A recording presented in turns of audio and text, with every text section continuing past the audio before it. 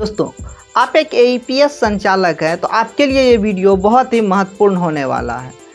अभी 100% एईपीएस संचालक के पास एक से अधिक एईपीएस आईडी है और एक से अधिक उसके पास बायोमेट्रिक डिवाइस है। तो अगर आपके पास भी एक से अधिक बायोमेट्रिक डिवाइस है तो आपको किन किन परेशानी को झेलना पड़ सकता है, आपको कितना बड़ा नुकसान हो सकता है, और आपके पास अगर एक से अधिक एईपीएस आईडी है तो उस कंडीशन में आपको क्या करना चाहिए, उस कंडीशन में आपका क्या नुकसान होने वाला है और आप इससे कैसे बचेंगे, तो वो मैं आपको इस वीडियो में कंप्लीट जानकारी देने वाला हूं। तो चलिए वीडियो को स्टार्ट करते हैं।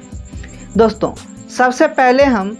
बायोमेट्रिक डिवाइस के बारे में चर्चा कर लेते हैं कि अगर आप अपने सेंटर पर एक से अधिक बायोमेट्रिक डिवाइस का इस्तेमाल करते हैं तो आप संभल जाइए। ऐसा मैं क्यों बता रहा हूं कि अगर आप किसी न किसी बैंक का एईपीएस आईडी इस्तेमाल करते होंगे, just like Fino payments bank, Airtel payments bank, IndusInd bank, Bharat finance के द्वारा इंडसइंड बैंक का सीएसपी दिया जाता है। तो ये सब क्या करता है कि सिक्योर डिवाइस दिया जाता है, यानी आप जो भी डिवाइस इसमें इस्तेमाल करेंगे उनका सीरियल नंबर वगैरह सब जो है ये कंपनी लेती है, उनके बाद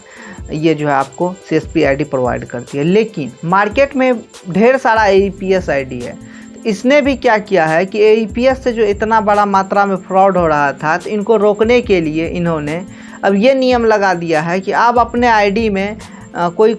कंपनी जो है 4 डिवाइस इस्तेमाल करने के लिए दे रहा है, कोई कंपनी 2 डिवाइस इस्तेमाल करने के लिए दे रहा है। इस तरह से उसने एक लिमिट लगा दिया है कि आप इससे ज़्यादा डिवाइस का इस्तेमाल नहीं कर सकते हैं। अगर आप उससे ज़्यादा डिवाइस का इस्तेमाल करेंगे तो बहुत सारे कंपनी क्या करती है कि वो आपको बिना किसी वार्निंग के आप उस डिवाइस से जो भी पैसे किसी कस्टमर का विड्रॉ करेंगे तो उसको सस्पिशियस ट्रांजैक्शन में रखेगी, और उस पैसे को आप क्या करेंगे कि जब मूव टू बैंक करेंगे, अपने बैंक खाते में सेटलमेंट करेंगे, तो वो आपके बैंक खाते में नहीं जाएगा। जब आप कंपनी से बात करेंगे तभी आपको पता चलेगा कि वो एक सस्पिशियस ट्रांजैक्शन के अंडर आ रहा है। तो दोस्तों, अगर आप भी एक से अधिक बायोमेट्रिक डिवाइस इस्तेमाल कर रहे हैं अपने सेंटर पे, तो आप जो है किसी एईपीएस आईडी में कोई एक सिंगल डिवाइस का इस्तेमाल करें, ताकि आपका भी जो अमाउंट है वो होल्ड ना हो, कंपनी आपको सस्पिशियस के कैटेगरी में ना रखे। उनके बाद इनसे ना ही आपकी एईपीएस आईडी ब्लॉक होगी, ना ही आपका फाइनेंशियल नुकसान होगा। तो अगर आप इन सब चीज़ से बचते हैं तो ये आपके हक में बहुत ही ज़्यादा फ़ायदेमंद होगा। अब बात कर लेते हैं कि दूसरे नंबर पे ये आ रहा है कि अभी 100% एईपीएस संचालक के पास, यानी जितने भी लोग एईपीएस का काम कर रहे हैं सबके पास एक से अधिक एईपीएस आईडी है।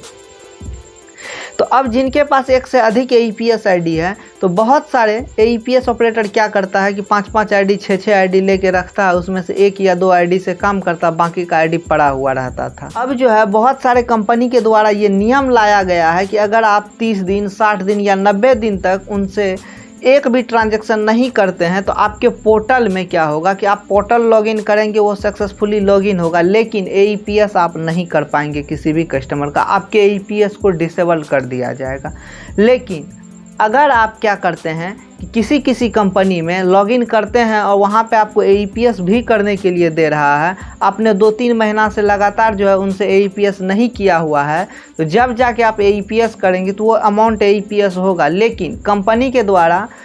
उस अमाउंट पे होल्ड लगा दिया जाएगा। आप उस पैसे को अपने बैंक खाते में नहीं ले सकते हैं, ना ही आप डीएमटी कर सकते हैं, यानी किसी भी प्रकार से उस पैसे का आप यूज नहीं कर सकते, वो आपके वॉलेट में एक नंबर की तरह पड़ा रहेगा। तो इसके लिए क्या करना होता है कि जब आप उनको अपने अकाउंट में लेना चाहते हैं, जेन्युइन रूप से आप ये आईडी इस्तेमाल करना चाहते हैं, तो आपको अपने डिस्ट्रीब्यूटर से री-केवाईसी करवाना पड़ता है, या फिर आप कंपनी में जो है कंप्लेंट डालिए, उनके बाद जो है आपके शॉप का, उनके बाद आपके एईपीएस आईडी का दोबारा से जो है केवाईसी होगा, देन आप उस पैसे को इस्तेमाल कर सकते हैं। तो दोस्तों, अगर आपके पास भी मल्टीपल आईडी है, आप इस्तेमाल कर रहे हैं, तो महीना में हर आईडी से 1-2 ट्रांजैक्शन आप करते रहिए, तभी आपका जो आईडी सेफ और सुरक्षित रहेगा। उनके बाद अगर आप ये चाहते हैं कि आप किसी एक एईपीएस आईडी के साथ जाना चाहते हैं, तो आप लगातार उसी एईपीएस आईडी का इस्तेमाल करें। बाकी सब एईपीएस आईडी को आप या तो खुद से कंप्लेंट डालकर डीएक्टिवेट करवा दें, या फिर जो है कंपनी को आप कॉल पे इस चीज़ की जानकारी दे सकते हैं, उनके बाद मेल कर सकते हैं, ताकि आपका जो आईडी आप जेन्युइन रूप से चला रहे हैं वो एक्टिवेट रहे, बाकी की आईडी आपकी डीएक्टिवेट हो जाए। तो ये सब जो भी जानकारी है आपको बायोमेट्रिक से लेकर और एक से अधिक AEPS आईडी को लेकर, तो ये आपके हक में ये फ़ायदा होगा कि अगर आप एक बायोमेट्रिक डिवाइस और एक आईडी इस्तेमाल करते हैं तो कोई भी कस्टमर आपके पास अगर किसी भी प्रकार का करता है या कुछ भी करता है तो आपके रिकॉर्ड में जो है, जो भी आप डेयरी मेंटेनेंस करते हैं उसमें किसी एक आईडी का होगा, जो कि आप कंपनी को भी सबूत देने पे और उन कस्टमर को भी सबूत देने पे आपको आसानी होगी और आपका ना ही पैसा होल्ड होगा, ना ही किसी भी प्रकार का नुकसानी होगा। तो दोस्तों, आपको ये जानकारी कैसा लगा आप हमें कमेंट सेक्शन में कमेंट करके ज़रूर बताइए।